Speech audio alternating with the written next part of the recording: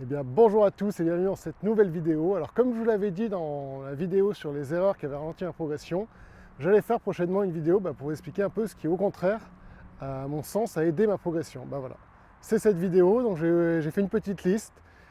Ces choses qui me concernent moi, donc peut-être que certaines choses vous sembleront pas forcément pertinentes, mais en tout cas, à titre personnel, c'est vraiment ce genre de choses qui, pour moi, m'ont aidé à progresser assez rapidement. Comme vous le savez, aujourd'hui, je suis 3,7. J'ai commencé le golf maintenant il y a un peu moins de 4 ans. Ça va bientôt faire 4 ans là d'ici quelques semaines. Donc voilà, si ces conseils vous aident, tant mieux. Et puis encore une fois, n'oubliez pas de mettre un petit j'aime, à mettre un petit commentaire, ça aide au référencement des vidéos. Et puis surtout à vous abonner, ça ne vous coûte absolument rien. Et puis moi, ça m'encourage à continuer de faire des vidéos. Donc n'hésitez pas à aller voir tous les petits boutons en dessous et là, et cliquer dessus. Vraiment, merci, merci à tous.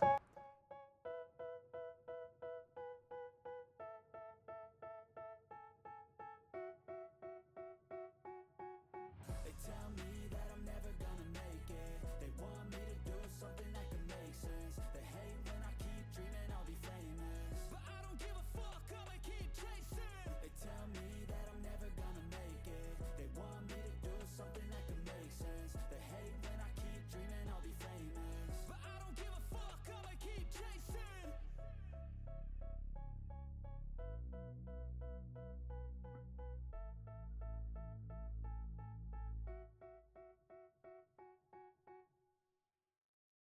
Allez, donc c'est parti. Premier petit conseil, moi qui m'a aidé à progresser rapidement, et c'est vraiment la base de la base. Pour moi, il faut absolument prendre un pro. Voilà. Au début, j'étais un peu autodidacte, mais c'est vrai que vraiment le gap s'est passé à partir du moment où j'ai eu un coach, en l'occurrence Guillaume à l'époque, qui m'a suivi tout au long. En plus, voilà, c'est ce que je considère, c'est avoir un pro qui nous suit dans le temps. Pas juste un one-shot de temps en temps, mais quelqu'un qui est capable de voir un peu notre évolution et avoir une vision à moyen terme et long terme. Je sais que les vidéos sur Internet peuvent vous aider, ça, il n'y a pas de souci, mais à un moment, avoir l'œil d'un pro qui est capable de vous dire là ça va pas, c'est à mon sens complètement indispensable. Donc regardez dans votre club s'il y a des pros qui font ce genre de choses. La plupart le font, hein, un suivi un peu plus à long terme, ou s'il y a des coachs dans votre région, parce que voilà, des fois il y a des coachs indépendants, donc vous cherchez sur internet, normalement vous ne devrez pas avoir trop de mal à en trouver. Et vraiment, c'est mon premier conseil pour tous ceux qui débutent. Prenez quelqu'un qui vous suit dans le temps et qui a vraiment une vision à moyen et long terme de votre swing et pas juste sur une leçon de corriger un truc. Voilà. Alors, autre chose aussi indispensable à mon sens, et ça paraît aussi très logique, mais il faut passer du temps au golf. À l'époque, vous voyez, dès que j'avais une heure par-ci par-là, je venais faire un peu de practice, venir un peu chipper, venir un peu putter. Et c'est tous ces petits temps que vous allez passer, même si c'est 20-30 minutes, et petit à petit, ça va finir par payer. Et vous voyez, je le vois moi, en ce moment avec mon bébé, avec ma petite fille, au début, ces mouvements sont très saccadés. Et au golf, c'est pareil, on va vous dire, il faut de la fluidité, il faut du rythme, mais tout ça, vous l'aurez qu'à une seule condition. C'est, à force de répéter les mouvements, ils vont finir par devenir fluides. Si vous allez, dès la première séance, on vous dit, il faut avoir un swing fluide, les poignets, les machins, je peux vous garantir que vous n'y arriverez jamais à être fluide, parce que tout simplement, le mouvement, vous ne le connaissez pas, et il ne peut pas être fluide dès le début. Donc, passez du temps au golf. Et donc, c'est passer du temps aussi bien au practice, et surtout, moi, ce qui m'a aidé, c'est passer beaucoup de temps sur le parcours. C'est-à-dire qu'en fait, j'ai passé des dizaines, voire des centaines d'heures sur le parcours, sur des situations de jeu, voilà. Et c'est comme ça que petit à petit, par exemple, une première fois, vous êtes dans le rough, et vous n'allez pas savoir comment sortir. Peut-être que la fois d'après, vous êtes de nouveau dans le rough, petit à petit, vous allez progresser comme ça. Donc, passer du temps sur le parcours, au practice, mais surtout, voilà, être capable de prendre ces 20, 30, 40 minutes, une heure, de temps en temps pour s'entraîner. Je pense qu'il n'y a pas de recette miracle, vous le savez, le golf c'est très dur et si vous n'entraînez pas, malheureusement il n'y aura pas de progression, c'est logique. Alors ça c'est quelque chose, j'en parle tout le temps dans mes vidéos et je sais que ça fait débat et que tout le monde n'est pas d'accord, mais je considère quand même qu'il faut passer un maximum de temps au putting et au chipping. C'est vraiment là-dessus où vous allez gagner au départ un peu des shots. C'est vraiment sur ces petites chips qui seront plus grattés, parce que c'est tellement facile de perdre un shot sur un chip comme ça, un tout petit chip, vous vous dites ah là là, et hop, vous le grattez, et du coup bah, vous avez juste perdu un shot purement et simplement. Et le chipping et le putting, c'est pas que c'est le plus simple, c'est dur le chipping et le putting, mais disons que c'est là où le plus rapidement, je pense, vous allez pouvoir vous améliorer, et avec peu d'efforts en plus. C'est-à-dire que apprendre à chipper, avoir un chip basique dans le sac, c'est pas dur, c'est pas quelque chose qui va être compliqué à apprendre, c'est juste une question de contact, voilà, hop, un tout petit chip comme ça qui va finir à 50 cm du trou. Si vous savez un peu putter, bah, voilà, ça fait up and down, vous sauvez votre par ou votre bogey, peu importe à combien vous êtes à côté du green. Mais voilà, c'est vraiment des petites choses essentielles et c'est pas très très dur, je trouve, d'avoir une sorte de chip que vous êtes capable de ressortir tout le temps au fer neuf. Et c'est vrai que moi, c'est quelque chose que j'ai fait au début. J'ai poncé le chipping green, le putting un peu moins, mais vraiment le chipping green. J'ai passé des heures et des heures sous la pluie, dans le vent, à tester. Au début, j'essayais de faire des chips en fade, des chips en draw. J'essayais de me faire plaisir. Voilà, vraiment me faire plaisir au chipping.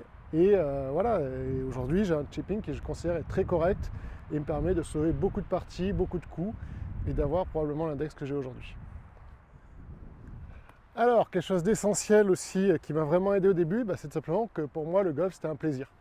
Ça paraît tout bête, encore une fois, mais si quand vous allez au golf, vous n'êtes pas de bonne humeur et que ça vous saoule, vous n'allez pas progresser. C'est-à-dire qu'en fait, moi, quand j'allais au golf, bah, c'était un plaisir. Je me disais, trop bien, je vais progresser, je vais continuer de m'entraîner, et vraiment, ça me fait plaisir d'être au golf. Donc vraiment, chercher à toujours prendre du plaisir au golf, je pense que c'est essentiel, peu importe les shots, peu importe ce que vous faites. Prenez ce plaisir-là qu'on a de faire ce sport magnifique qu'est le golf. Peu importe le shot, tu voyez, un shot complètement raté, bah, vous savez, on dit souvent vaut mieux une mauvaise journée au golf qu'une bonne journée au bureau. Et bah, je pense que c'est assez vrai dans tous les cas. Et c'est vrai que ça fait toujours plaisir quand on est au golf, même si on fait des mauvais coups, d'être capable de relativiser et de se dire on a quand même de la chance d'être au golf. Parce que vous voyez, les bons coups sont jamais très loin. Et c'est vraiment quelque chose qui, moi, dès le début, voilà, j'ai adoré être au golf, quoi. Autre petite chose, et j'en profite d'être dans le bunker, c'est le fait qui m'a aidé à progresser, c'est le fait de me filmer. Alors ça, c'est quelque chose que très peu de gens font, et pourtant pour moi c'est essentiel, c'est de se filmer au practice. C'est-à-dire que votre pro va vous dire, je sais pas, dans votre montée objectif, montée plus extérieure, parce que j'en sais rien, voilà, et de revenir comme ça. Si vous ne filmez pas, jamais, ça se trouve, vous allez vous dire, je monte hyper extérieur, alors qu'en fait, en vidéo, ça va donner un truc, vous êtes là, complètement intérieur. Et ça, cette sensation-là, vous allez l'ancrer en pensant que vous montez extérieur. Alors que si vous filmez, vous allez pouvoir vous comparer et vous dire, alors attends, il m'a dit de monter extérieur, sauf que là j'ai l'impression que je monte complètement intérieur. Donc peut-être, il faut que j'exagère encore plus ma montée extérieure pour la faire. Et donc là, ça se trouve, après vous avez l'impression d'avoir d'hyper exagérer, sauf qu'en fait, ça se trouve, vous allez vraiment monter comme il faut et faire des bons shots, tout simplement. Et c'est vraiment cette différence que moi j'ai remarqué tout de suite, notamment quand j'ai monté ma chaîne YouTube, c'est que j'avais l'impression de faire des choses, alors qu'en réalité je ne le faisais pas du tout. C'est-à-dire qu'en fait, vraiment, mon swing que j'avais en tête et ce que je faisais sur le parcours et au practice n'avait rien à voir. Et d'ailleurs, c'est aussi une autre différence que j'avais fait un jour, c'est qu'effectivement, il y a vraiment une différence entre le swing parcours et le swing practice. Donc ça, il faut en avoir conscience. On ne swing pas pareil parce qu'on n'a pas la même pression, donc c'est un truc où il faut être capable d'appréhender et de se dire, bah voilà, je ne swing pas tout à fait pareil sur le parcours et au practice.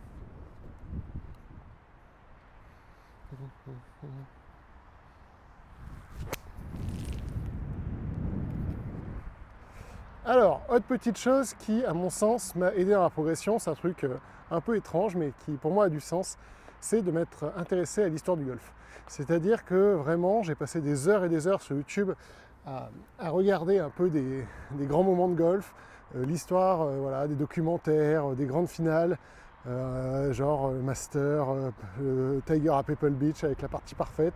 Toutes ces choses-là que j'ai trouvées étaient hyper intéressantes pour moi et m'ont créé une culture golfique. Par exemple, je ne sais pas si vous le savez, mais à la base, le vainqueur de The Open, il ne gagnait pas la Claret Jug, mais il a gagné une ceinture. Et pendant de nombreuses années au début, les gagnants de de The Open, c'était un père et son fils, Old Tom Morris et le Young Tom Morris, qui du coup se disputaient quasiment chaque année, enfin pas la Claret Jug en l'occurrence, la victoire à The Open. Donc vous voyez, voilà, m'intéresser, ça m'a rendu encore plus passionné et encore plus envie de découvrir ce sport et de progresser dans le sport. Donc voilà, petit conseil, intéressez-vous à l'histoire de notre sport, il n'y a rien de tel pour progresser et avoir envie de progresser. Autre chose qui m'a aidé à progresser à mon sens, c'est que j'ai eu la chance assez rapidement de jouer avec des très bons joueurs, de faire des parties avec des bons joueurs, et pour le coup, ça m'a aidé dans le sens où j'ai appris à voir un peu leur stratégie. C'est-à-dire en gros comment ils se comportaient sur le parcours, qu'est-ce qu'ils faisaient à leur niveau, et je me suis du coup un peu calqué sur eux, de me dire ok, s'ils font ça à ce niveau-là, peut-être que moi je ne suis pas encore aujourd'hui capable de le faire, mais plus tard il faudra que je le fasse. Et donc ça m'a poussé à réfléchir comme eux, ces bons joueurs, et donc à progresser sûrement plus vite. Autre chose, c'est simplement une question d'orgueil, c'est-à-dire que quand je jouais avec de très bons joueurs, j'avais qu'une envie, c'était de les battre, d'arriver à leur niveau, simplement de prendre du plaisir comme eux prenaient du plaisir sur le parcours, et donc ça m'a poussé à plus m'entraîner et à vouloir progresser rapidement, et c'est comme ça que je suis arrivé à ce niveau-là aujourd'hui. C'est cette envie de battre mes potes et ces personnes avec qui je jouais qui étaient meilleures que moi, tout simplement, et apprendre à faire des shots. Vous voyez, un truc tout bête, vous êtes sur le parcours avec un bon joueur, ça se trouve à un moment il va faire un flop shot, et du coup il va vous dire ouais, un flop shot il faut faire comme ça, donc vous n'allez peut-être pas réussi à réaliser, vous allez dire ça peut être intéressant de savoir faire des flop shots un peu comme ça, des balles un peu hautes qui tombent un peu mortes, même si là elle n'est pas parfaitement réussie, mais voilà, c'est jouer avec des bons joueurs, vraiment regardez dans votre club, prenez le temps et n'hésitez pas, parce que ça m'est arrivé plusieurs fois, et ça c'est quelque chose que je ne comprends pas. Au départ, j'arrive au départ d'un parcours et la personne me dit je suis censé jouer avec vous êtes combien d'index? Je dis j'en sais rien, à l'époque j'étais 8-9, il me dit partez devant, je suis débutant, je ne veux pas vous ralentir. Écoutez, on a tous débuté, c'est normal à un moment de débuter et d'apprendre, donc n'hésitez pas, si vous tombez avec un bon joueur, 90% du temps, si le joueur n'est pas ultra pressé et machin, il vous dira pas non, il sera même content de jouer avec vous. Ça dépend des clubs, naturellement, il y a des clubs où les mecs vont dire non, vous attendez, on ne veut pas que vous rentriez notre partie, mais la plupart du temps, je pense, un bon joueur acceptera de jouer avec un joueur qui est un plus grand index que lui, et c'est normal. Et d'ailleurs, c'est interdit d'ailleurs de refuser de jouer avec un joueur parce qu'il n'a pas le même index que vous. Bref. Alors, autre chose qui m'a aidé dans la progression, c'est simplement de m'appuyer sur mon effet naturel. Comme vous le savez, beaucoup en rigolent d'ailleurs, c'est qu'à l'époque, je faisais des gros fades, voire des slices. Et donc ça faisait rire les gens, ils disaient Nicolas, il fait des slices, il fait des fades, il ne sait pas faire de draw. Oui, mais n'empêche qu'avec mon fade, je savais où la balle allait finir. Elle allait finir à droite. C'est-à-dire que sur le parcours, je savais quoi faire. Et ça, c'est quelque chose qui est ultra important, c'est de s'appuyer sur son effet. C'est-à-dire que quand vous êtes sur le parcours, ne pas chercher, si vous ne savez pas faire de draw, c'est pas sur le parcours que le draw va sortir. Donc vous n'alignez pas complètement à droite en disant vas-y, je vais faire revenir la balle. Ça n'arrivera pas. Donc appuyez-vous sur votre effet naturel. Auto-practice, travailler d'autres shots, mais sur le parcours, s'appuyer sur son effet naturel, c'est à mon sens indispensable. Je me retrouve devant mon sac, parce que c'est quelque chose qui peut paraître un peu stupide, mais qui pour moi ne l'est pas. C'est avoir des clubs qui vous plaisent, c'est-à-dire que vous avez envie de taper et qui vous font plaisir de les jouer. Si vous avez des clubs que vous détestez, vous n'allez jamais venir vous entraîner, vous n'allez pas aimer ça. Moi j'avais acheté cette série qui ne me correspond pas complètement, je l'avais acheté d'occasion sur le bon coin, pas très cher, mais je la trouvais très belle et j'avais qu'une envie, c'était sortir, venir la frapper, voir le potentiel qu'elle avait, et donc ça m'a aussi poussé à m'entraîner. Donc prenez des clubs qui vous plaisent, des clubs que vous trouvez beaux, peu importe la marque, peu importe si vous avez envie de prendre des lames, c'est pas une bonne idée, mais n'empêche que potentiellement ça va vous pousser à venir vous entraîner. Mais voilà, prenez des clubs qui vous plaisent, qui vous donnent envie de les frapper, et surtout dont vous n'avez pas peur d'abîmer. C'est-à-dire qu'en fait, si vous prenez des clubs aussi qui sont beaucoup trop beaux et que vous n'avez jamais tapé, dès qu'il y a le moindre petit grain de sable, le moindre machin, parce que vous dites je vais les abîmer, c'est pas une bonne idée. Donc voilà, des clubs que vous aimez, c'est indispensable. Et donc pour moi, la dernière chose qui m'a vraiment aidé, et là pour le coup c'est normal, et je vois beaucoup trop d'amateurs qui le font pas du tout, c'est simplement de connaître ses distances. C'est-à-dire qu'en fait, moi le jour où j'ai eu un vrai gap, c'est quand j'ai appris mes distances au wedging. tout bêtement. C'est-à-dire que je savais qu'un demi-coup de 56, ça faisait 55 mètres. Et ben, je peux vous dire que ce jour-là, quand j'avais 55 mètres, j'ai été rassuré devant la balle. Je savais que j'étais capable de la mettre proche du drapeau, d'aller sauver un par, de faire un birdie. Et vraiment, mentalement, ça a tout changé. Connaître ses distances, ne plus être dans l'appréciation de se dire je crois que mon fer 8 ou mon fer 9, mon demi 56, ça fait à peu près telle distance.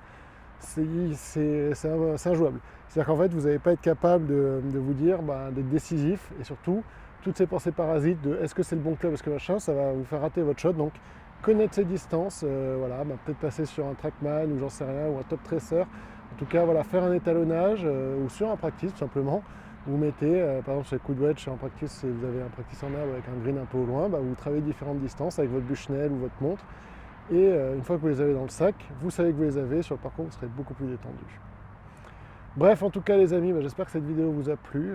Voilà, encore une fois, c'est beaucoup de conseils qui peuvent paraître assez banals, mais je sais que beaucoup d'entre vous sont intéressés par ce genre de contenu. Donc merci à tous ceux qui apprécient, qui mettent des j'aime, qui laissent un petit commentaire pour donner leur avis. Sachez que ça aide au référencement des vidéos. Donc c'est pour ça que je vous demande de commenter, parce que ça m'aide à faire connaître la chaîne et ça aide potentiellement d'autres golfeurs.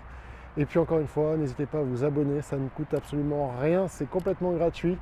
Et grâce à ça, moi ça me pousse à continuer de faire des vidéos, donc n'hésitez pas à cliquer sur ce petit bouton s'abonner. En tout cas, merci à tous et on se retrouve dans une prochaine vidéo. Ciao!